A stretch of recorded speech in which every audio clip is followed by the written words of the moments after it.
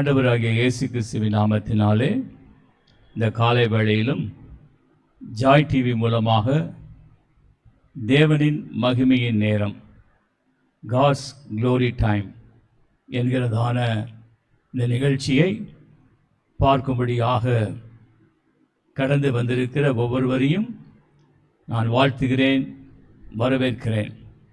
நான் pastor Gunasekaran, ஷெகினா glory தீர்க்கதரிசன சபை, Shekinah glory prophetic church, Velachery, Chennai, புதிய 10, மர்ஃபுதாஸ் ரோட், டாக்டர் சீதாபதி நகர், வேளச்சேரி, சென்னை 42 என்ற இடத்திலே பல வருடங்களாக ஆண்டவருடைய ஊழியத்தை செய்து வருகிறோம். இந்த நிகழ்ச்சியை பார்க்கும்படியாக உங்கள் ஒவ்வொருவரையும் தேவன் தாமே ஆசீர்வதித்து காத்து நடத்துவாராக. தொடர்ந்து நிகழ்ச்சியை பாருங்கள். கர்த்தருடைய கிருபையும் சமாதானமும் உங்கள் ஒவ்வொரு மேலும் தங்கியிருப்பதாக. ஆமென். செய்யும் ஆவியானவரே, பலியாய் தந்தேன் பரிசுத்தமானவரே,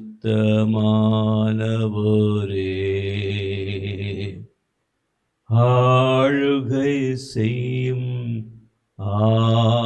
ஆவியானவரே,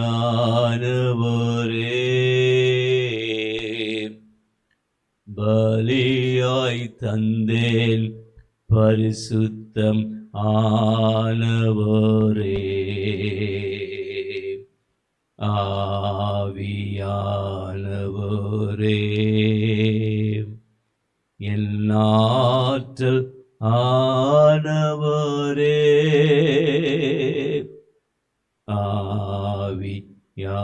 ஆவியானவரே, என் ஆற்றல் ஆனவரே, சிகர பஹாதுர ஹந்துரு போதுனஹோ மலே சிக்கிலி ரஹாந்த லஹூத லஹூர பகத நகதா. மலைகள் விலகினாலும் பர்வதங்கள் நிலைபெயர்ந்து போனாலும் என் கிருபை உன்னை விட்டு அகலாமலும் என் சமாதானத்தின் உடன்படிக்கை உன்னை விட்டு நிறைவேறாமலும் இருக்கும் என்று சொல்லி உன்மேல் மனதிருக்கிற கர்த்தர் சொல்லுகிறார். என் இருப்பதும் நிர்மூலமாகாமல் இருப்பதும் தேவனுடைய சுத்தமான கிருபை, தேவனுடைய சுத்தமான கிருபை. ஜிஹேர பஹதுன ஹூர ஹந்தல குதுல ஹந்தரதா அசிஹிலரி கரதுனா கரதுனா ஹந்தர தனரதனதனாம். இந்த வருஷம் முழுவதும் உன் பாதம் சறுக்கி நீ விழுந்து போகாதபடிக்கு என் கரத்தினாலே நானே உன்னை தாங்கி தப்புவித்து இம்மட்டமாய் நடத்தி கொண்டு வந்திருக்கிறேன். இனிமேலும் தொடர்ந்து நடத்துவதற்கு நான் போதுமான தேவனாகவே இருக்கிறேன், போதுமான தேவனாகவே இருக்கிறேன். நான் கர்த்தர், நான் மாறாதவர். என் ஜனங்கள் ஒரு காலம் வெட்கப்பட்டு போவது இல்லை. நித்திய கிருபையோடு கூட நான் உனக்கு இறங்குகிறேன், நித்திய கிருபையோடு கூட நான் உனக்கு இறங்குகிறேன். இயேசு கிறிஸ்துவின் நாமத்தினாலே ஒவ்வொருவரையும் ஆசீர்வதியும் உடைய பரிபூர்ணமான கிருபை சூழ்ந்து கொள்ளட்டும். ஆமென், ஆமென். கிறிஸ்துவுக்குள் பிரியமானவர்களே, இந்த காலை வேளையில் நீங்கள் டிவி நிகழ்ச்சி மூலமாக பார்க்கும்படியாக வந்திருக்கிற ஒவ்வொருவரையும் நாங்கள் வாழ்த்துகிறோம், வரவேற்கிறோம். தேவனுடைய கிருபையும் சமாதானமும் உங்கள் ஒவ்வொருவரையும் சூழ்ந்து கொள்வதாக. ஆமென். இந்த மாதம் கிறிஸ்துமஸ் மாதம். உலகமெங்கிலும் ஆண்டவருடைய பிறப்பை கொண்டாடுகிற ஒரு மாதமாயிருக்கிற இந்த நாளிலும் இந்த மாதத்திலும் நாம் ஆண்டவருடைய பிறப்பை நினைவு கூர்ந்து ஆண்டவராக இயேசு கிறிஸ்துவின் பிறப்பினுடைய நோக்கத்தை குறித்து நாம் அறிந்து கொள்ளும்படியாக நாம் ஆண்டவருடைய வார்த்தையிலிருந்து சில காரியங்களை நாம் கற்றுக்கொண்டு வருகிறோம். இன்றைக்கும் நாம் தேவனுடைய வார்த்தையிலிருந்து ஆண்டவராக இயேசு கிறிஸ்து எதற்காக இந்த பூமியில் வந்து பிறந்தார் என்பதனுடைய நற்செய்தியை நாம் ஆராய்ந்து கற்றுக்கொள்ளப் போகிறோம். தேவன் நமக்கு உதவி செய்ய வல்லவராக இருக்கிறார். கர்த்தருடைய நாமம் மகிமைப்படுவதாக. ஆமென். லூக்கா எழுதின சுவிசேஷம் 2ஆம் அதிகாரம் 10ஆம் வசனம் 11வது வசனம். தேவதூதன் அவர்களை நோக்கி, பயப்படாதிருங்கள், இதோ எல்லா ஜனத்திற்கும் மிகுந்த சந்தோஷத்தை உண்டாக்கும் நற்செய்தியை உங்களுக்கு அறிவிக்கிறேன். இன்று கர்த்தராகிய கிறிஸ்து எனும் இரட்சகர் உங்களுக்கு தாவீதின் ஊரிலே பிறந்திருக்கிறார். ஆமென். எல்லா ஜனங்கள், உலகத்தில் உள்ள சகல தேசத்தின் குடிகள், உலகத்தில் உள்ள சகல மனிதர்கள், எந்த விதமான பாகுபாடு, எந்த விதமான பேதங்களும் இல்லாமல் எல்லா ஜனங்களையும் நேசிக்கும்படியாக, எல்லா ஜனங்களுக்கும் தேவனுடைய ஆசீர்வாதத்தை கொடுக்கும்படியாக, சந்தோஷத்தை கொடுக்கும்படியாகவே இந்த பூமியில வந்து அவதரித்தவர் ஆண்டவராகிய இயேசு கிறிஸ்து.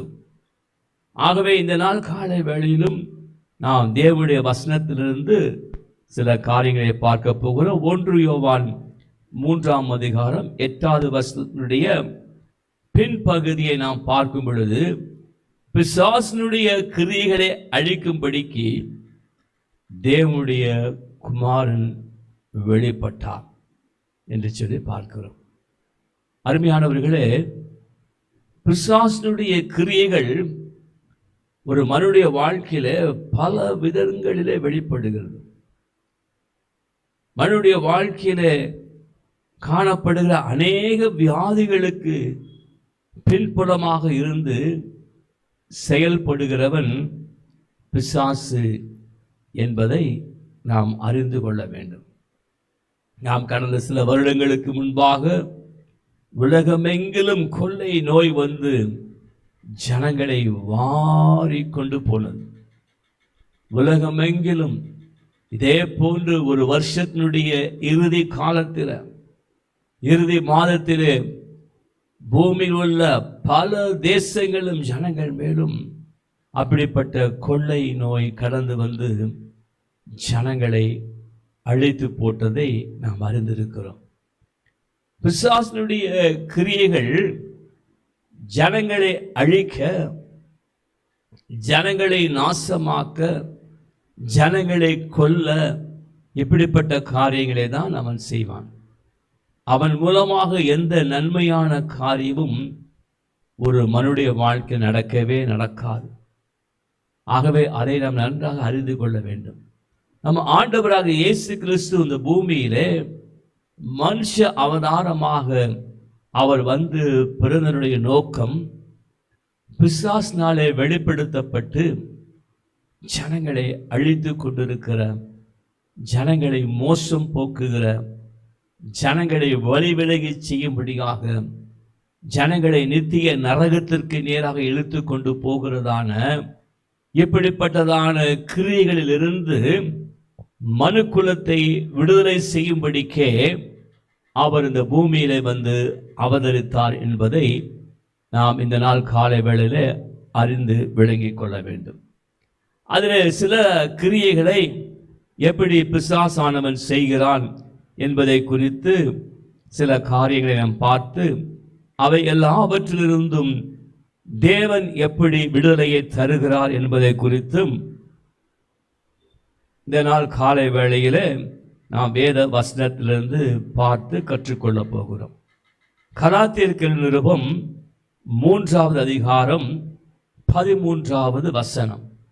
அங்கே பார்க்கிறோம், மரத்திலே தூக்கப்பட்ட எவனும் சபிக்கப்பட்டவன் என்று எழுதியிருக்கிறபடி கிறிஸ்து நமக்காக சாபமாகி நியாயப்பிரமாணத்தின் சாபத்திற்கு நம்மை நீங்களாக்கி மீட்டு கொண்டார். ஆமென். ஆண்டவராகிய இயேசு கிறிஸ்து இந்த பூமியிலே வந்து அவதரித்ததனுடைய நோக்கம், அந்த நோக்கத்திலே உள்ள சில காரியங்களை நாம் பார்த்து கொண்டு வருகிறோம். அதிலே இங்கே இந்த வசனத்தில் சொல்லப்பட்டிருக்கிற பிரகாரம் மனிதனுடைய வாழ்க்கையிலே காணப்படுகிற சாபங்கள், ஒரு மனிதனுடைய வாழ்க்கையிலே சாபம் பற்றி பிடிக்குமானால் அது தலைமுறை தலைமுறையாக ஒரு மனிதனை பின்தொடர்ந்து வருகிறதை பார்க்கிறோம். அதைத்தான் வேத புஸ்தகத்திலே பழைய ஏற்பாட்டிலே அதை குறித்து எழுதி வைக்கப்பட்டிருக்கிறது.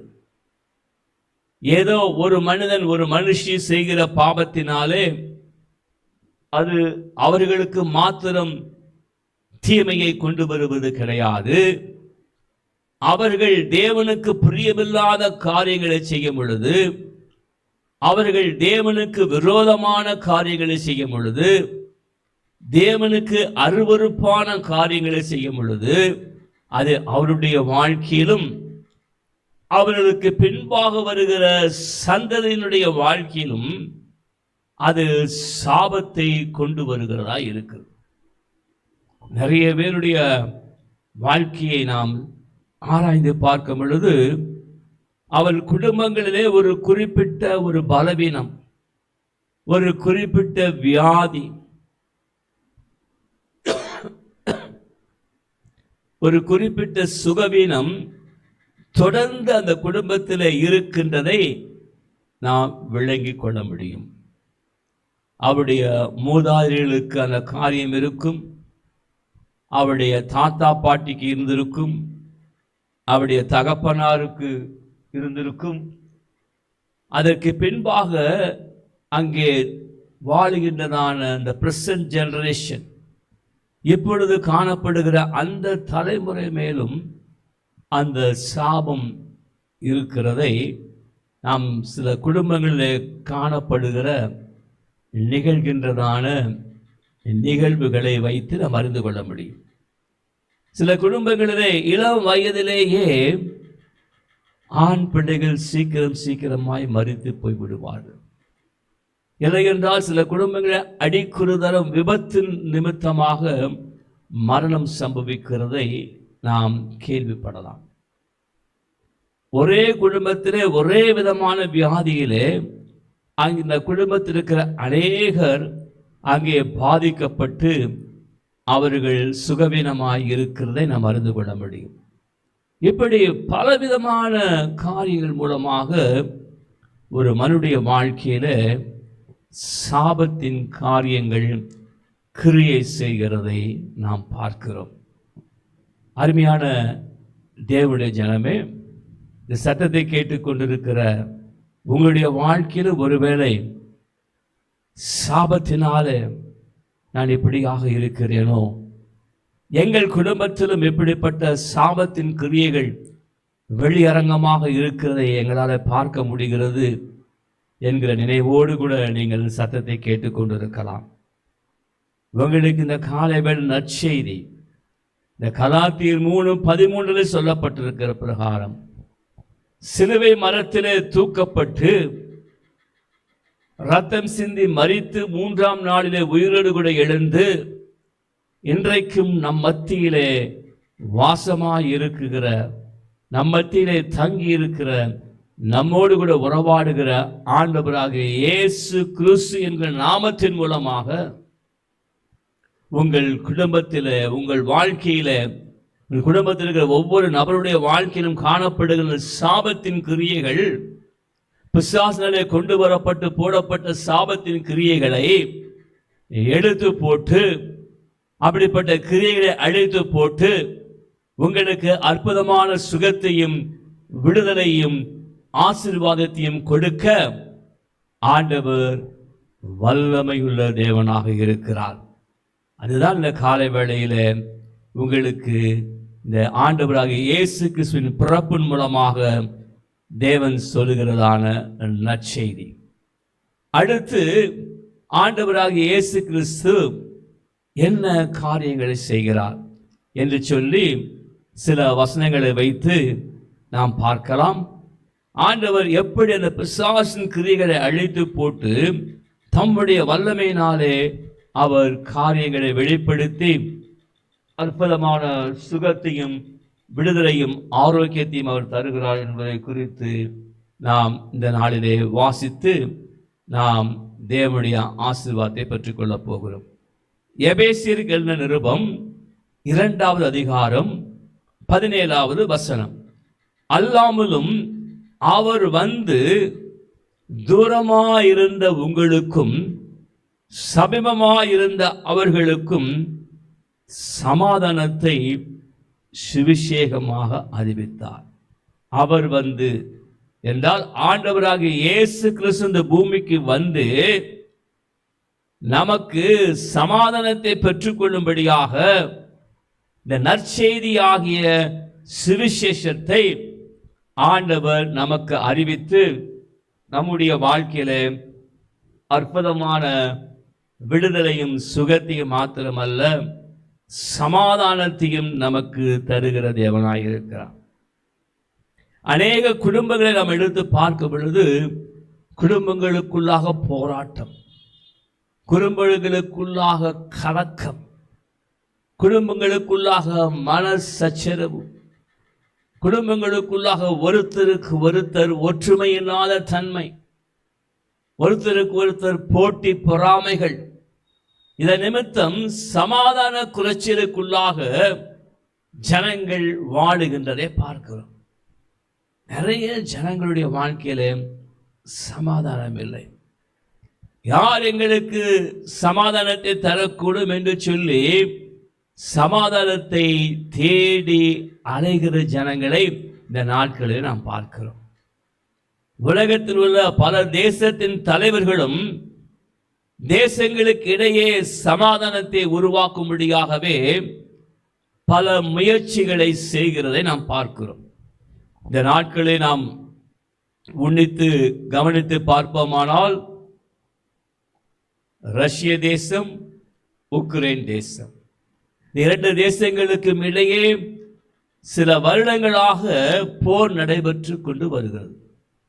அந்த இரண்டு தேசங்களுக்கும் இடையே சமாதானத்தை உண்டாக்கும்படியாக உருவாக்கும்படியாக பல தேசத்தின் தலைவர்கள், குறிப்பாக அமெரிக்க ஜனாதிபதி முயற்சி செய்து வருகிறதை பார்க்கிறோம். அதே போன்று இஸ்ரேல் தேசத்திற்கும் ஹமாஸுக்கும் இடையே நடைபெறுகிற போர், அங்கேயும் சமாதானம் இல்லாத தன்மை, அங்கே சமாதானத்தை உருவாக்கும்படியாக பல முயற்சிகள் நடைபெற்று கொண்டிருக்கிறதை பார்க்கிறோம். ஆனால் ஆண்டவராக இயேசு கிறிஸ்து அவர் சமாதான பிரபு என்கிற பெயரை உடையவர். அவர்தான் மெய்யான சமாதானத்தை கொடுப்பதற்கு வல்லமையுள்ள தேவனாக இருக்கிறார் என்பதை நாம் அறிந்து விளங்கிக் கொள்ள வேண்டும். யோவான் சுவிசேஷம் 14ஆம் அதிகாரம் 27வது வசனம். அங்கே இப்படியாக நாம் பார்க்கிறோம், சமாதானத்தை நான் உங்களுக்கு வைத்து போகிறேன், என்னுடைய சமாதானத்தையே உங்களுக்கு கொடுக்கிறேன், உலகம் கொடுக்கிற பிரகாரமாக நான் உங்களுக்கு கொடுக்கிறது இல்லை. உங்கள் இருதயம் கலங்காமலும் பயப்படாமலும் இருப்பதாக. ஆமென். அல்லேலூயா. சமாதானத்தை நான் உங்களுக்கு வைத்து போகிறேன், என்னுடைய சமாதானத்தையே நான் உங்களுக்கு கொடுக்கிறேன், இந்த உலகம் கொடுக்கிற பிரகாரமாக அல்ல என்று சொல்லி ஆண்டவர் மிகவும் தெளிவாக இங்கே நமக்கு சொல்லுகிறார்.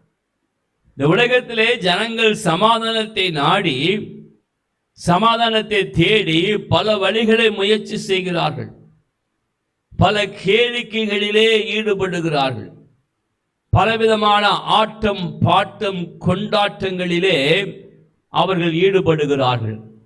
ஆனால் அவைகள் மூலமாக எந்த சமாதானமும் அவருடைய வாழ்க்கையிலே கிடைப்பதே கிடையாது.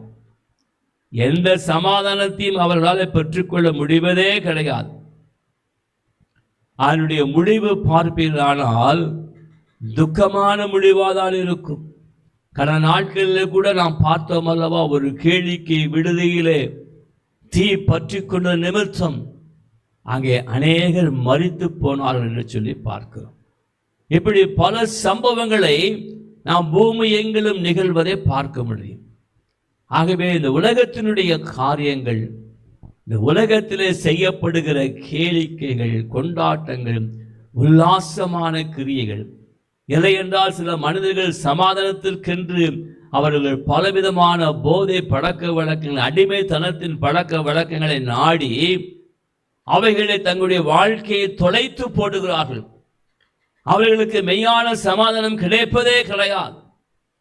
ஆண்டவராக இயேசு கிறிஸ்துவை ஒரு மனிதன் தேடி வரும் பொழுது இயேசு கிறிஸ்துவின் நாமத்தின் மேலே அவன் நம்பிக்கையும் பற்றுதலையும் விசுவாசத்தையும் வைக்கும் பொழுது ஆண்டவர் வாக்கு செய்தபடியே அவர் சமாதானத்தை தருவார்.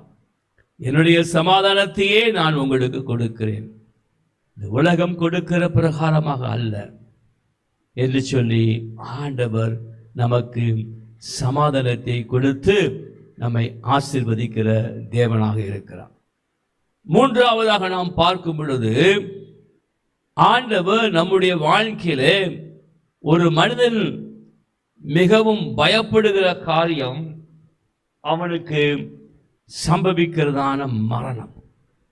எல்லா மனிதரும் இந்த பூமியில ஒரு முறை பிறப்பது, பின்பு மரிப்பது, அதற்கு பின்பாக அவனுக்கு நியாய தீர்ப்பு நியமிக்கப்பட்டிருக்கிறது என்று சொல்லி வேத வசனம் மிகவும் தெளிவாக எடுத்து காண்பிக்கிறது. ஒரு மனிதனும் அதற்கு தப்பித்துக் கொள்ளவே முடியாது. எல்லா மனிதர்கள் உலகிலே வந்து பிறக்கிறார்கள், வாழ்கிறார்கள், அதற்கு பின்பாக மரித்து போகிறார்கள். அதற்கு பின்பாக என்ன சம்பவிக்கிறது என்று சொல்லி அநேகர் தெரிந்து கொள்ளாமலே மரித்து போய்விடுகிறார்கள். அதற்கு பின்பாக நியாய தீர்ப்பு என்று சொல்லி நியமிக்கப்பட்டிருக்கிறது. ஆண்டவராகிய இயேசு கிறிஸ்து அந்த மரண பயத்திலிருந்து ஜனங்களை விடுதலை செய்யும்படியாகவே அவர் இந்த பூமியில வந்து அவதரித்தார். அதைத்தான் அவருடைய வேத வசனம் நமக்கு வெளிப்படுத்தி காண்பிக்கிறது.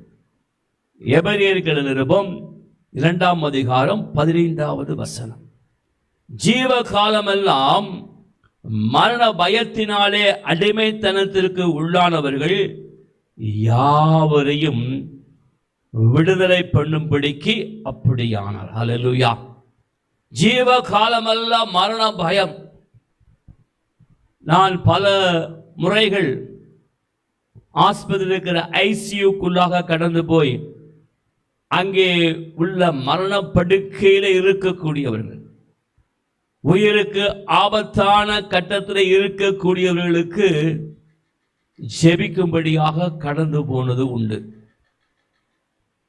அப்படி அவர்களை போய் அந்த ஐசியூ வார்டில், மிக தீவிர சிகிச்சை பிரிவில் இருக்கக்கூடிய நபர்களை போய் பார்க்கும் பொழுது பலர் மயக்க நிலைமையில் இருப்பார்கள், சுய நினைவில்லாமல் இருப்பார்கள், சில நினைவோடு இருப்பார்கள். ஆனால் அவர்கள் முகங்களை பார்க்கும் பொழுது அங்கே ஒரு மரண பயம் அவர்களை பிடித்திருக்கிறதை நம்மால பார்க்க முடியும்.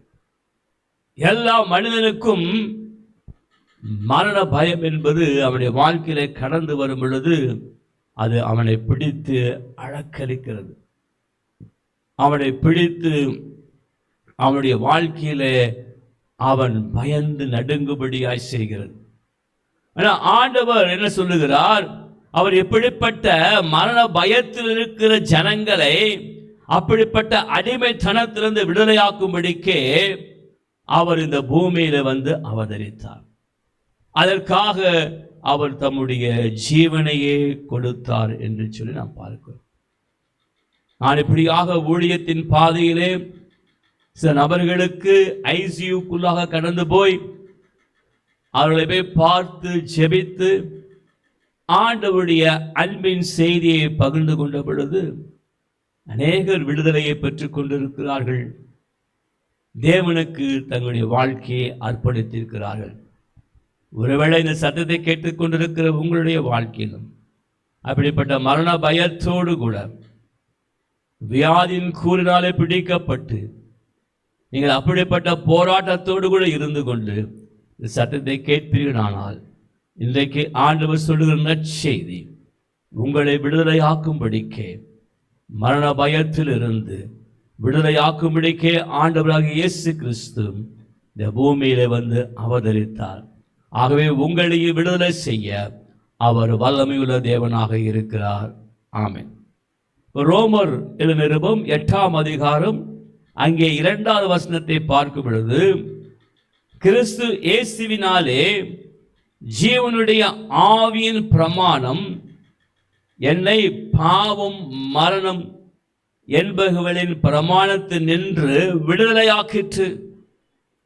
ஆண்டவராகிய இயேசு கிறிஸ்து அவர் மரணத்தை சிலுவையிலே வெற்றி கொண்டார்.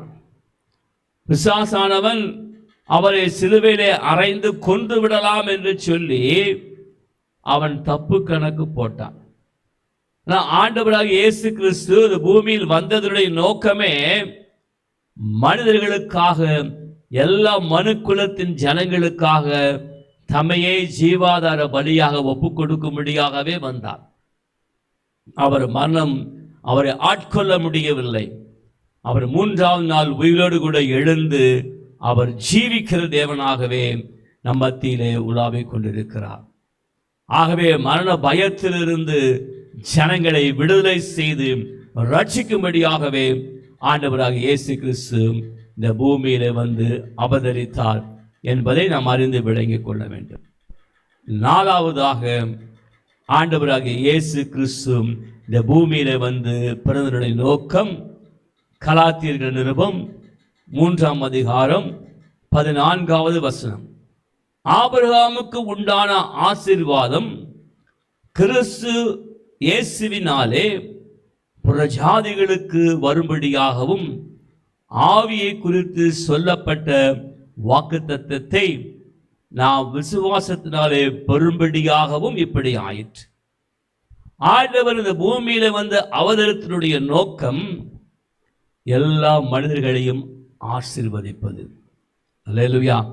அநேக ஜனங்கள் நினைக்கிறார்கள், நம்முடைய வாழ்க்கையில ஒரு தீமை வந்து விட்டால், ஒரு போராட்ட பிரச்சனை வந்து விட்டால் இதற்கு ஆண்டவர் தான் காரணம் என்று சொல்லி தவறாக விளங்கிக் கொள்ளுகிறார்.